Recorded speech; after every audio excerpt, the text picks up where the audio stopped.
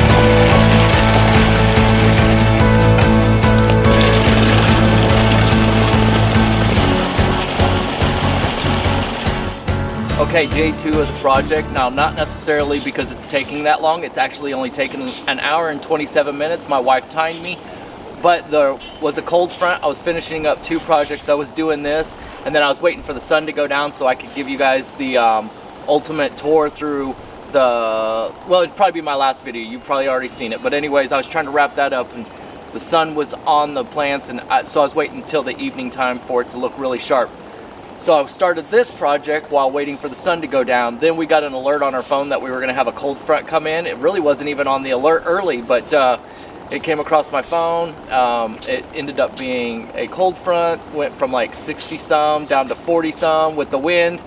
And then we had 45, 50 mile an hour gusts, which was terrible. So kids are in Florida. My wife and I decided to take a little dinner date, take a break from the garden, went on a little dinner date, and we just called it a night. So here we are on day 2 of the project. Really not that long. I could go into detail on all this stuff, and I will towards the end, but you've seen 1,000 different ways to make these water features probably on YouTube, so I didn't really want to bother you guys with all the details. Just give you guys the images, walk you through it a little bit, and then move on. But as soon as I'm done with finishing up this feature, I'm gonna add a bunch of plants and stuff around it and make it look really good. So that being said, the wind is still blowing. It's been blowing since December pretty much, and I'm tired of it. So I found this little pocket to work in today. Otherwise I'd go to a different area of the garden and wait and put this off, but I think we're gonna be fine. That being said, let's just jump into it and let's continue this video and let's see what the results bring us. So yeah, let's get to it.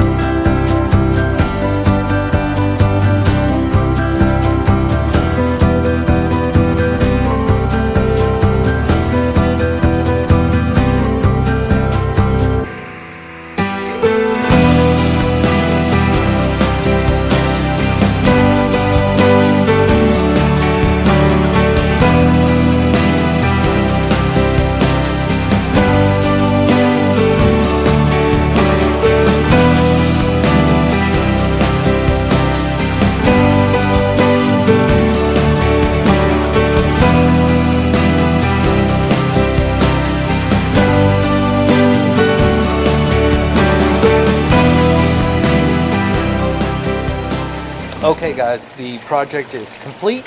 The water feature is on point, but I wanted to start here, especially for, I do have several new followers. Thank you and welcome to the new channel. Right off the bat, I want to give you perspective of where we're at. So right here, walk out of the back of my porch, walk down here, you see this lovely moon gate. Now, I don't care how many times I've told people about it. Everybody wants to know about the moon gate. That's the show. So if you're brand new to the channel, my brother and I made that moon gate. I seen it in a magazine years and years ago. My imagination as a little boy used to see those types of things, and I've always been attracted to it, and I love rusty metal. And so I drew up some dimensions and got a hold of my brother who lives in Texas. He's a welder. He put this together and it's pretty freaking neat. I'll probably just do a quick video one day, and you know, he'll probably be embarrassed, but I'll drop in some photos of him when he was making it, because really that's what it was. He just took pictures. So he had someone take pictures of him when he was doing it. We kept in contact, giving him dimensions and stuff, but he worked his tail off and he made it come it's just perfect. And so my wife and I went to Louisiana for a vacation. We swung over to Midland, Texas, where he's at, doing some work, and drug that bad boy home and rolled it into the yard. And I got to tell you, so we're the only home in this area that does, you know, I mean, everybody does a little bit of landscaping and stuff, which is really nice. That's how I was before I became addicted to this. But you should have seen some of the faces. I was a little embarrassed too, actually, trying to roll it in here. So I was trying to do it early in the morning because we didn't want everybody, you know, what the heck is that guy doing? So a lot of people think it's like, I've never watched Star Wars, but I guess something on Star Wars, yeah. Anyways, if you know, you know, and if you don't, you're like me, you don't know. But so whenever everything's dormant during the winter, everybody asks me about, what's that round thing in the back of your yard? So anyways, that's a moon gate. My brother made it. I drew up the plans. We drug it back from Texas, put it in the yard, and it's become it's a signature for this channel. So anyways, we are going to head to the west side of the garden. You can see the sun setting right over that house, so we are definitely headed towards the west.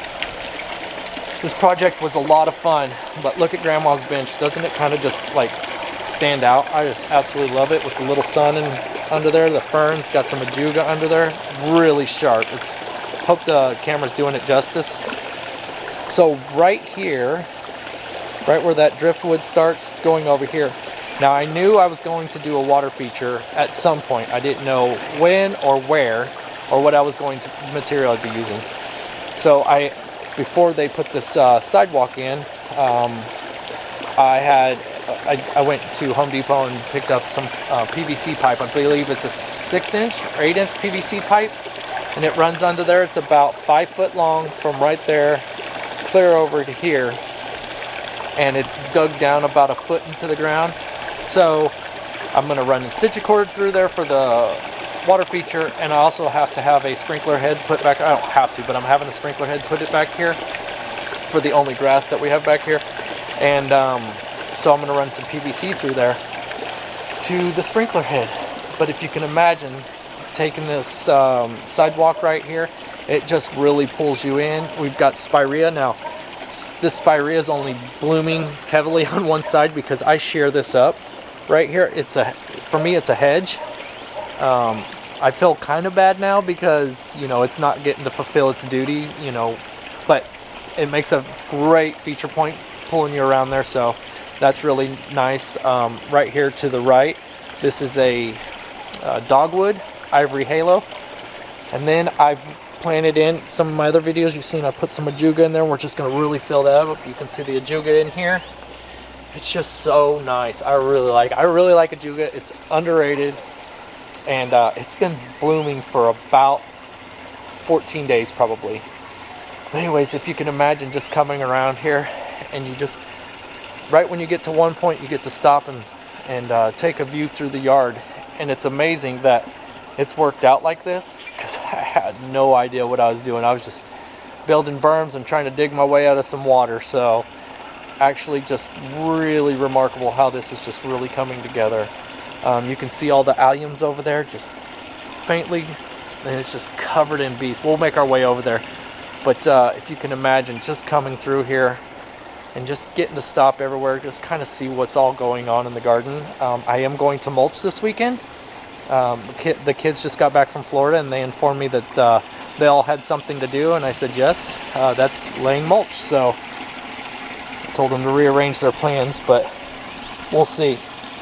So we're going to be mulching this weekend, and it's supposed to rain. The kids are hoping for that, but how much fun is this? I think it turned out really nice. I know it's probably more of a cottage type theme, but for me, I really don't have a theme for a garden. We've talked about this before. I just do whatever I want to do and just put it in here, and hopefully it works for my eyes, and you know, and if it doesn't, then I change it out. And if it works for me and doesn't for you, I apologize. But it really is showy. I popped in all kinds of different shrubs and annuals and perennials, and this iris is going to bloom. I can't remember what color it is, you can see here. And I hope that when I go back to edit this, I don't have to come back and go, gosh, I got to turn that water off so that you can hear me. But how fun is that? And so I could have dug this back further, and I promise you it wasn't by accident, and I'm saving face right now. So when I put this here, I wanted the rocks to kind of just flirt with the sidewalk just enough to make it feel like it's all integrated, like just like I would with the flowers. You can see the ferns over here. See how they're already reaching over that gray edging right there. I really wanted that because it makes it feel like it's part of the sidewalk, like all of it's just part of each other. And then you can see here, hang you around, you can see how the ajuga's already starting to sneak its way over into there. I just really like it because it makes it feel like it's been here for a while. But at the end of the day, this was a project that I had been wanting to do for a while. I didn't know what the feature was, but it really went in fast. And yeah, sure, I could have drug it out for an hour on this video and just showed you guys step by step, and there's 1,000 ways to make water features. And I didn't want to spend so much time on the details of the garden, or making that. You kind of got the gist of it. There's a 40-gallon Home Depot, pardon me, Tractor Supply water trough under there. It's rubber, so it wouldn't rust. So you've seen that in the beginning. And then I got a piece of resin table. I just cut it down to the size that I needed, and then I took some of the fabric for lawn fabric or bed fabric, where you lay it out and you don't want the weeds to come up. I don't use that stuff, but the material was just enough that I could poke holes and whatnot to keep little rocks out of there, the debris, and so this could really, so I figured it would really work in that aspect of keeping a lot of this stuff out. And it's really strong, really sturdy, so just stapled that to the sides, tucked it down in there, so the water should stay fairly clean. I'll keep an eye on it if it starts to get, you know, algae and all that type of stuff. You know, I'll just pop some type of shock in there and keep it clean, but I'm hoping not to have to do that because I really want the birds to be able to kind of mess around a little bit. Now, I won't be able to keep it running all the time. In fact, I probably won't run it unless I'm coming out to the garden, and that's not really because of electricity or anything, but I don't know what it is, but the wind has blown, I feel like, since December, and so when I was making this, the wind was just howling, and the water would splash over here to the left and a little bit to the right. And then I caught a couple birds over here on the landing of the wood right there. And that wood, all it is recycled from this section right here. I had the first garden beds that I had made for tomatoes and peppers and that type of stuff. And so I just repurposed it, and it looks old and weathered. And I just kind of put it there, and for whatever reason, I just feel like it fits. Now, one of the things I do have to figure out, and I will figure it out soon, is there was a bunch of mechanics in there, and I couldn't get in there to cut it out. I was able to get a Sawzall, so I drilled a hole in the back of there. I was able to get the Sawzall in there to cut this piece out. When you lift the back handle over here, this will go up and down, and it pulls the water up and releases that out of this tube here. That was its function originally. So I wasn't able to take out the mechanics, so instead of running it from underneath here up, I had to run it from the back. I'm just going to tuck this into the tree and tie it in, but that will be for another day. You guys get the gist of it. I really wanted this to, you know, fit so well that I was able to come to you guys today. But if you can think for a minute when you're walking here, remember that moon gate we talked about? Just look at it, just poke itself out. So from all aspects of the garden, everything, you can see it, but you have to look in between cracks and crevices. And when you stand over there, you can see this. So I think it really turned out sharp. I do have this, oh shoot, I knew I was gonna forget it. I'll put the name up.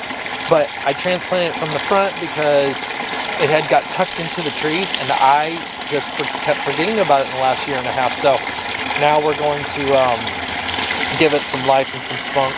And yeah, so I think the fountain grass here is going to grow up nicely, and all this is just gonna work so well together. I've got the Brunnera right here. I can't wait for it in the next couple years to really fill in. I just add some signature stones right here, right there.